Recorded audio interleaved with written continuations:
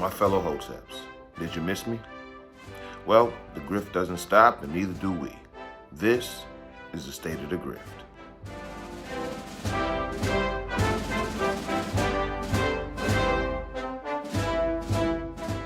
As you know, every month we'll take a look at some of the most prominent examples of the grift and then rate their grift game. If it's a phenomenal grift, I pledge to give it my presidential support all the way to the Grifties. As always, I am once again asking for your financial support. To like and share this video, as well as commit to supporting Hotep Nation by buying Hotep, of course, including merchandise, supporting our ventures, and supporting your local Hoteps in your area. You can also help by submitting your State of the Grift nominations at thegrifties.com. All of this can be found in the description box below. And now, here are the top contenders for March. First up, we have the mass shooting that happened in Boulder, Colorado this month, of course, leaving 10 people dead.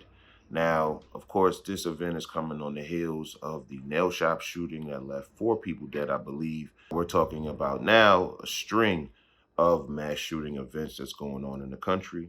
And because, by and large, these suspects have been white men, people concluded that the suspect of the Boulder, Colorado shooting was also a white man.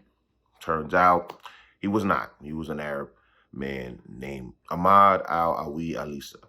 But more important than the mistaken race of the gunman is what has been happening on a legislative level, meaning that we have Democrats in office who are pushing more and more for gun control against the United States citizens. This is what it is. Let's just call it what it is. They are ramping up to use fear to get people to relinquish their rights as far as the Second Amendment, which is the right to bear arms and to protect yourself and your property.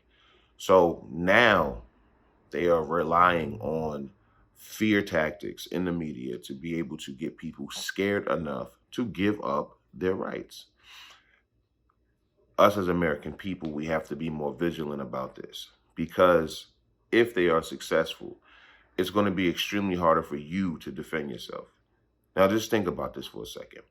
The plan is to stop illegal criminals from using guns against other people, other criminals. Take your guns away from being able to protect yourself from them if you were to ever be accosted by any of these people. That's the logic. And we all know that that's just insane. And there's no way that you're going to be able to make that make sense to people like me and other gun owners around the country. Now, we all know that this is something that the Democrats have been doing for a while now. Our president, he's strict, has been very open about being anti-gun. I think he said instead of using an AR-15, use a shotgun or something like that, which is ridiculous. So we are definitely under attack. Not to, cause hysteria when it comes to these things, but it is what it is. We have to be more vigilant. We have to make sure we stay on top of this and not allow the media and politicians to take our rights away, period. Next up, Stacey Dash. Stacey Dash. She is now remorseful, let's just say, and for lack of a better word, for her support of Trump. Says it's not who she was. She was being looked at as the angry black woman when she was on Fox News, and she just didn't like the feeling. And of course, what happened on January 6th that we talked about before, as far as the Capitol riot, she was 100% turned off from that as well. She said she was really done at that point. So everybody's entitled to change their mind. Okay, everybody's entitled to change their mind. I'm not about to, we're all adults. We all understand that we can change our mind from subject to subject over time, et cetera, et cetera.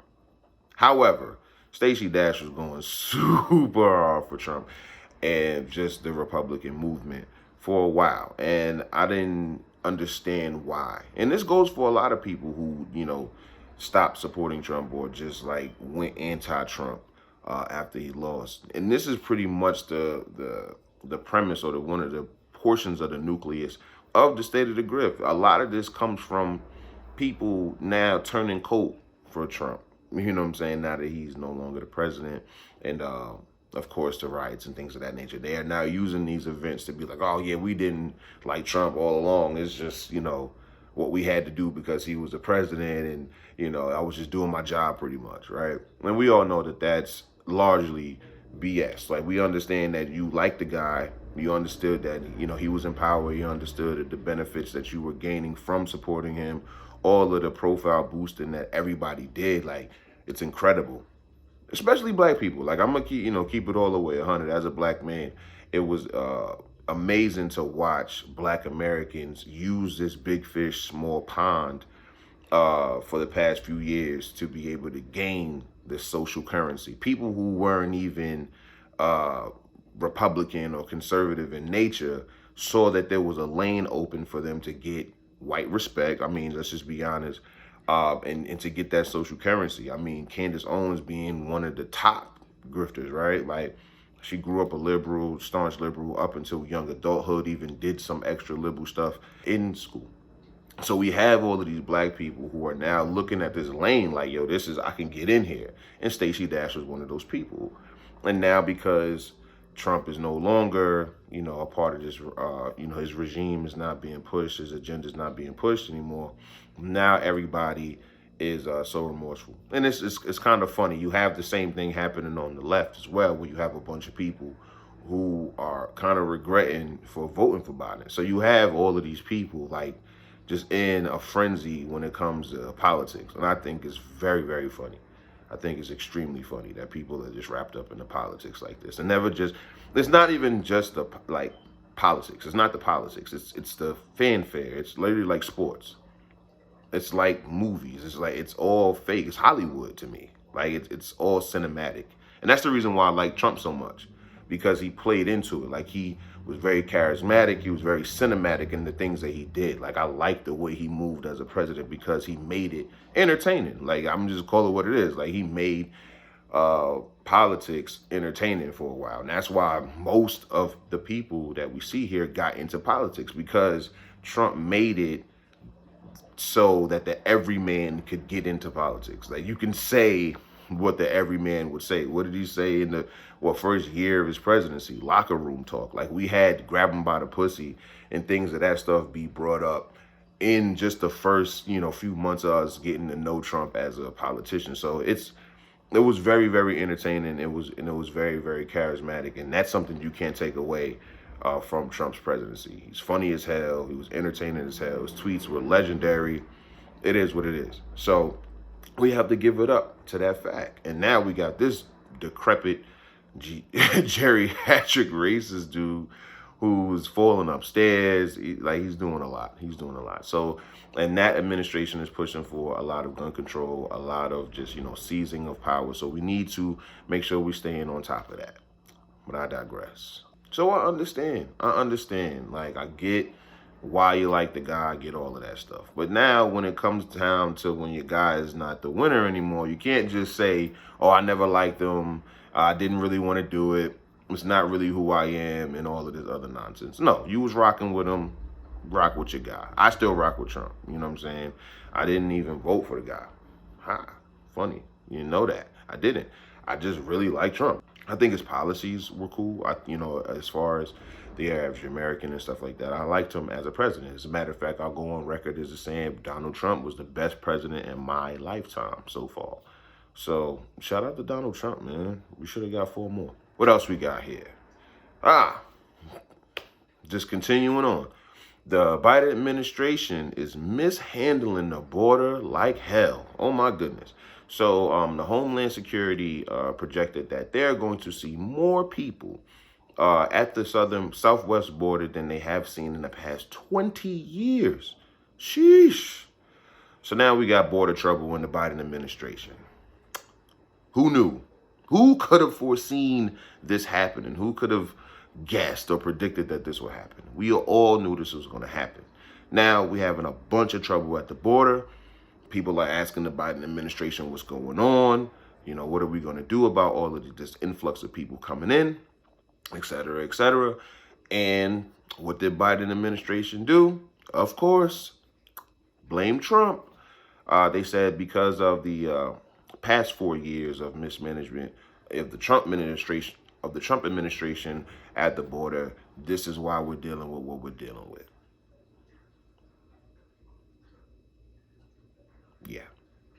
So this is yet another blunder in the Biden administration, where, of course, we just blame Trump. Just blame Trump. It's funny to me that Trump has been out of office for some months now. I don't even know what Trump's doing. I genuinely don't even know what Trump's doing right now. He really could be kicking back, chilling. I don't know. Trump is, not on Twitter anymore. I'm not on Twitter anymore, by the way. I was suspended by Twitter. It's ridiculous. I was suspended. Doobs, your president, was suspended by Twitter. Okay, just for 1 second. At Twitter support, at Twitter, at Jack, at all of them, and let them know to free Doobs. Free Doobs. It's ridiculous. But anyway, he's suspended, so I don't even know what he's saying. Yet Trump is still being mentioned in the news every day. Every day, Trump is still being mentioned in the news. And then when you even have strong things going on in the country, like mismanagement at the border, and you had a president who was literally about to build a wall, propose to build a wall, or illegal immigration at some lows. I don't know if it was all-time lows, but there was some historic lows going on in the Trump administration. Now, we're talking about Biden and his administration is blaming Trump for the mismanagement that they're having. So you're going to see more of this throughout the Biden administration, just blaming Trump, blaming the previous administration for blunders that's going on in his current administration. It is what it is when it comes to that. Now, this came across my email, and I didn't think it was real. I did not think this was real. But apparently, there were U.S. diplomats who were forced to take anal COVID swab tests. They were forced to take anal swab COVID tests.